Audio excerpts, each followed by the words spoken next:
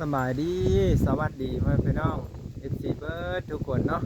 เมื่อนี้ก็มาที่เฮิร์นเซาร้อยเนาะเพื่อนพี่น้องก็คือสิมาลองเจอเพื่อนเบิ้งว่าสิซื้อรถถีบมาให้บุญเพ็งสันให้บุญเพ็งขี่ไปโรงเรียน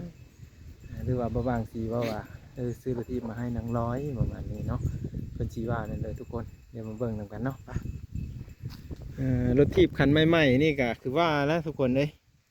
สิมาขายให้เพิ่นสิซื้ออยู่บ่ล่ะขายบ่แพงดอกคันละ20 บาททุกคน20 บาทเนาะซื้อมาใหม่ๆจากห้านเลยนะนี่ใหม่ๆจากห้านเลยทุกคนแต่บ่ฮู้ว่าเพิ่นสิซื้อบ่ล่ะเฮาลองเอามาขายเบิ่งอยู่นี่ก่อนเนาะลองเอามาขายเบิ่งก่อนเนาะทุกคนเนาะไปเดี๋ยวเฮาไปหาเพิ่นอยู่เหินอยู่ศาลอยู่บ่เนาะ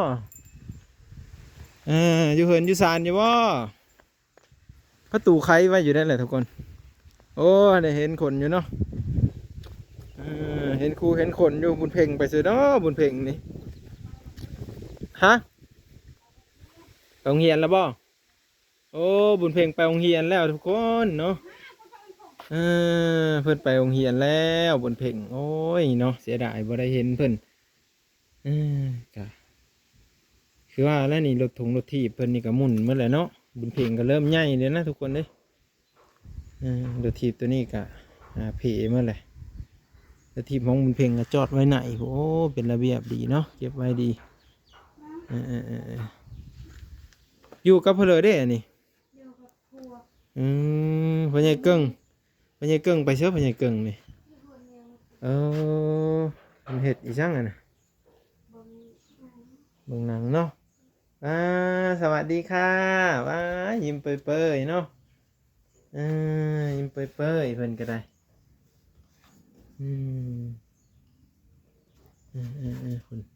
คุณเพลงไปโรงเรียนแล้ว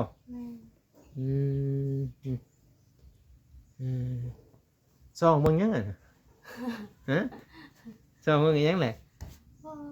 บริซองว่าล้มเลยฮะซื้อว่ารถถีบสิเอามาขายให้5,000 กีบนะบริขายหลายดอก10 บาท5,000 กีบบ่มีดีนะ5,000 กีบก็บ่มี3,000 กีบเอ้า3,000 กีบ2,000 กีบมะ1,000 กีบมะ1,001 กีบนี่นะสามารถซื้อรถถีบได้นี่นะบ่ซื้อบ่เลยเพิ่นบ่ซื้อเพิ่นว่าเพิ่นบ่ซื้อแล้วก็ย่าแล้วทุกคนบ่ได้ขายให้เนาะนี่ก็ว่าสิเอามาให้เพิ่นนั่นแหละแต่ว่าเพิ่นบ่เอาเลยได้ซะเฮ็ดจังได๋ขี่ได้อยู่บ่ซำน่ะรถถีบฮะขี่บ่ได้นะโอ้บ่เอาว่าแหละฮะบ่เอาบ่เอาเลยอันต่อให้เอาก็สิเอามาให้แล้วนี่ฮะมาเบิ่งหน่อยติมาเบิ่งดูนี่มันเป็นตาเอาอยู่บ่เลยมันเป็นยังจักแหลเนาะบ่ลงไปซะบ่นงไปบ้านกลางไปหาผู้สาวเลยมาเบิ่งเนาะเป็นตาเอาอยู่บ่หรือว่านั่นเลยขายให้1,000 กีบก็ยังบ่อยากเอาโอ้ยขายเอาซื้อเอา1,000 กีบไปขาย20-30,000พวกก็ได้ยังไม่เอา งามอยู่บ่แหละเบิ่งเนาะเอาว่าอะไรสิขายอันนี้1,000 กีบนึงนะจะจ่าย1,000 กีบเป๊กบ่นึงเอาให้เลยบ่ว่างใจดี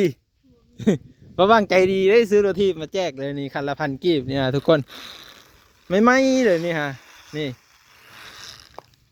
1,000 กีบ200 1,000 กีบก็บ่มีมาให้ซื้อดิขาย1,000 กีบเอาบ่บุญมีเอาไว้เฮ้ยบุญเพ่งบ่ไปโรงเรียนเลยตีดึกตีเช้าพุ่นมื้อนี้เพิ่นว่าบ่ไปโรงเรียนก็เลยซื้อรถถีบมาให้เพิ่นว่าไปเพิ่นเพิ่นไปเนาะมันพอให้ไปวันนี้ผมว่าพ่อไม่ให้ไปโอ้ ไปเชื่อไปซื้อเล็กน้อย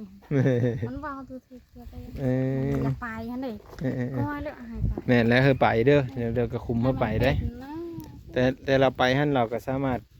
ที่จะสื่อสารภาษาได้ เช้านี้บ่ไปให้ ให้โลดให้เอาโลดก็จะเจ้าบ่คุมเด็กน้อยแฮงบ่ได้เด้ บ่ไปได้ มันปะข้าจะเจ้าปะไปเลยมันเสียขนได้ ต้องคุมเอาแต่อย่างน้อยคอยเว้าอ้าวยั่วเพิ่นให้เพิ่นไปหาหมู่หา เขา คู่ อยากได้เงินก็สิซื้อขนมมาจะไปโรงเรียน เราเอาอันไหนเอาเพิ่นเท่าเลยซะ 2,000กีบ สำนั้นแหละ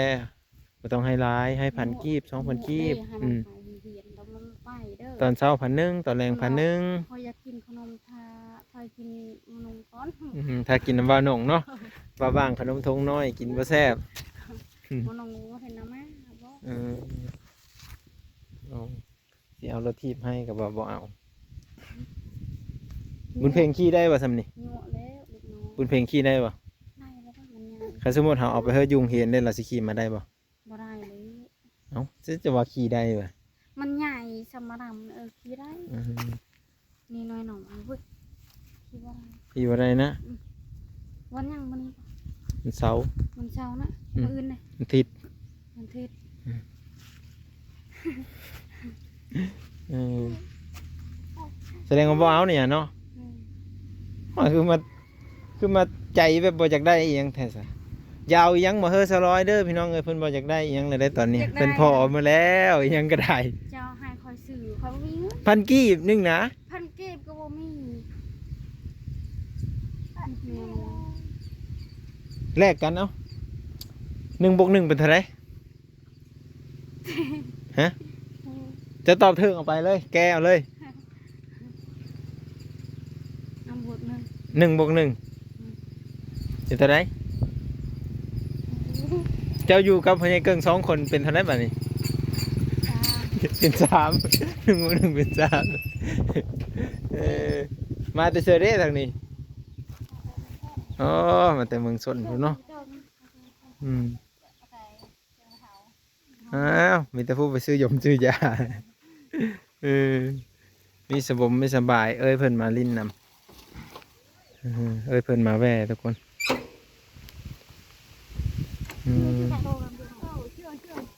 แม่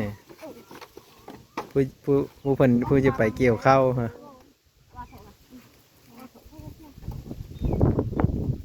เพิ่นมาตั้งแต่เมืองชนทุกคน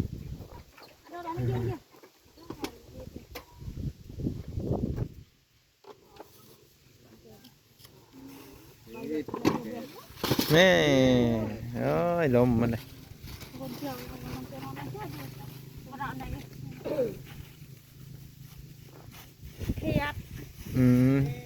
เขตบ้านเพิ่นนี่คือสีร้ายเนาะขณะเพิ่นเอามาต้อนน้องเพิ่นน่ะเต็มอยู่ทุกคนเลยฮะเห็นบ่เบิ่งได้อยู่ทงยางน้อยตัวนั้นก็มีร้ายบ่เอ้ยเขตอยู่บ้านเจ้าพอได้กินเนาะ พอได้กิน เขตอ้อบ้านเพิ่นน่ะเป็นเลือดดอกกระเจียวแถวบ้านเจ้าได้กินแล้วบ่ เพิ่นยังบ่ได้ตัดดอกเกี้ยว โผล่อยู่ มีว่าทางบ้านเฮาบ้านเจ้าเนาะฝนบ่ตกมีคือแถวเนอแถวอันตังวายลำถวายพุ่นฝนตกดีพ่อแม่พี่น้อง มีเยอะอยู่ใจหนูคือพี่ยาลักเยอะลักเยอะโอ้ยโตเรียกผม ย่างได้พญาเกิ้งสิขายรถที่เพื่อ1,000นี่บ่มีเงินนะสิขายเฮือเมเจ้า1,000กับเมเจ้าว่ามีเอา มีเงิน 1,000กีบก็บ่มีบ่ มาแต่ใส่ มาแต่เมืองสนเอามาขายเฮือ1,000กีบบ่เอากะย่าเนาะบ่เอาก็บ่เอาเนาะ เจ้าได้เอาคันเป็นเจ้าเอาบ่เอ้ย1,000กีบ พันกีบ เบิ่งในบุญเพลงอันบุญมีพังอยู่เขาเฮ็ดหยังดีเขาเฮ็ดหยังดี ไม่ใช่อันนี้นะ ฮะอยู่ไหนนี่น่ะนี่ เอามาเฮือลูกเจ้านะ ลูกอันนั้นคนทิ้งฮะ มันขี่ได้อยู่บ่ล่ะ ช่างว่า ฮะ ช่างว่า จังว่า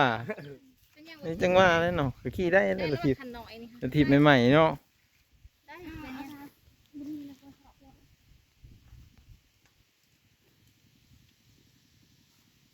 ทุกคน บุญเพ่งไม่อยู่ซ้ำนี่ก็ได้มีแต่ เพี้ยน สิเอาไปเฮ้อเพิ่นยุ่งเห็นเพิ่นแล้วเฮ้อเพิ่นขี่มาแต่เพิ่นขี่ได้อยู่แต่ว่าขี่ไม่ได้ก็จูงเอา ว้าตัวไปเขาจะไปจูงเขาจูงเย็น แล้วแต่เด้อนะเนาะ ไว้ปะไว้นี่แหละ แล้วเนาะเจ้าของเพิ่นมีอยู่เด้ คนไปอยู่กับป้าหมูแรงกับเพิ่นขี้ เอาทุกคนเดี๋ยวสิไปเซอร์ไพรส์เพิ่นยุ่งเห็นเพิ่นละซะคันว่าซั่นกะขายให้แม่กับแม่ไปซื้อขายให้พ่อกับพ่อมีซื้อขายให้ลูกอีกแบบนี้ถ้าลูกมีซื้อก็แล้วกันแหล้วเป็นของผู้ใหม่ ลูกก็ชื่อนี่ลูกค่อยสิชื่อนี่ ถ้าลูกมีซื้อแล้วเฮ้อลูกเอ้ยเพิ่นซื้อนี่ฮะเอาทุกคนติดตามเบิ่งว่าจะเป็นของเพนเลอเนาะ